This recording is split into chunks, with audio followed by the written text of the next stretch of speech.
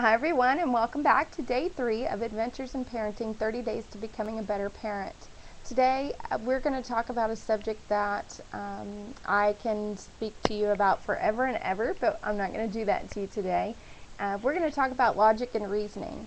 And for those of you who don't know, my name is Julie Flaherty, and I am what they consider a parenting guru. I've been doing this for about 20 plus years at this point. I've got 5 kids and have worked across the nation with professionals and schools and different franchises to teach them how to work with cognitive skills and to improve those skills in their clients.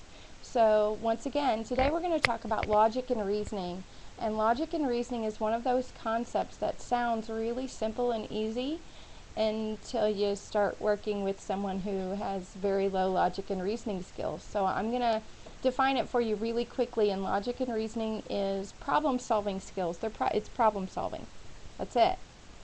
Most people will think of it in terms of math or science, higher levels of thinking, puzzles. Some people know logic and reasoning that way. So we're going to define it and we're going to talk about it today in a different way. I want you to think about problem solving in the simplest of terms. And that can be as easy as where did you leave your shoes when you walked in the door? Where are your keys? If you're like me, you don't always set your purse in the same place every time, so I always have to kind of look for it. My kids would prefer if I did leave it in the same place every time, but it doesn't work that way. So it can be that simple, but it can be difficult as well. So we're going to compare logic and reasoning and problem solving to driving for a moment. So I want you to think about it this way. Driving is a puzzle, right? Everybody knows that. Most people don't realize that. But driving is a puzzle. Let's say, for example, I need to get from my house to my friend's house to our dinner reservation. Well, I need to figure out how to get from my house to my friend's house. Am I going to take a longer route? Am I going to take a fast route? Am I going to take a scenic route that bends and turns? And do I have a lot of time to get there? Am I running late? Am I on time? What time was I supposed to be there? Do I need money to park once I get to my friend's house, or does she live in a neighborhood? Once we get to her house, do I have directions to where we're going to the restaurant to eat? What time were our dinner reservations? Was she in charge of that, or was I in charge of that? Do I have gas in my car? Did I bring my purse? Where is my purse? Where are my keys? See how all those pieces go into a bigger puzzle? Now, I know a lot of my friends say they're directionally challenged, which is also part of problem solving, and that's a trickier level, but the basic is figuring out how to solve the problem as quickly, efficiently, and effectively as I can. I give driving as an example a lot because it's a different way to think about what we do as adults, or if we're over the age of 16, something that we do every day. And we don't think about it anymore. We just get in our car and go. Now, let's think about a child or a student who struggles with logic and reasoning. All right?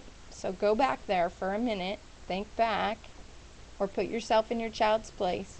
So what you want to think about is, if a teacher gives you an assignment and she explains it to you and you can't remember what she said, how are you going to solve that problem? You forget your book at school and you still have homework to do. How do you solve that problem? Do you make your mom and dad drive back to the school? As a parent, do you volunteer to drive back to the school? If you do drive back to the school, do you give a consequence to that? Do you have them call a friend instead, or go online or email, or if they're old enough, go on Facebook and ask somebody if they can borrow the workbook or the book? That's problem solving. Problem solving to a younger child would be, you've given them tasks to perform, and they have to remember what order it was, or they have to figure out how to do it on their own. If you said, I need you to go to your room and clean your room, they have to figure out what to do and how to do that, unless you walk them through it step by step.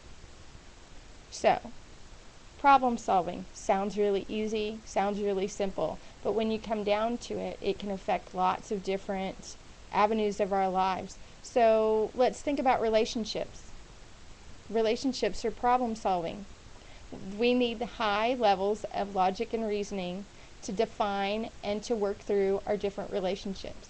For example, my relationship with my kids is different than with my husband. If I get into a discussion, or we'll call it a difference of opinion, then we have to figure out how to solve the problem the best way for all parties involved, right? Okay? Siblings, they fight a lot, they fuss a lot, they disagree a lot, they find reasons to argue. I know mine do. Mine have been doing it all day long. The two younger ones have found reasons to argue. So instead of coming to me with every minor argument, they have to decide and figure out how to solve it themselves. They are 10 and 12. They can solve 95% of their problems themselves without me having to get involved with them. Sounds simple. It's harder than you think, especially if you ever listen to them problem solve their way through an argument. No matter how inane the argument may be to you, or no matter how silly the solution will be, it's a lot easier if you can get them to do that on their own. Because if you step in all the time, they don't figure out how to do it on their own. So, today's lesson is about logic and reasoning. If you have any questions today, once again, fill in the comments section either here on YouTube, if you're out on YouTube, or on Facebook, or tweet me or inbox me. Once again, it's Julie Flaherty with Adventures in Parenting, and this is day 3 of 30 Days to Better Parenting. Easy for me to say today. So if you have any questions, let me know. If not, I look forward to seeing everybody tomorrow. Thanks. Have a great day.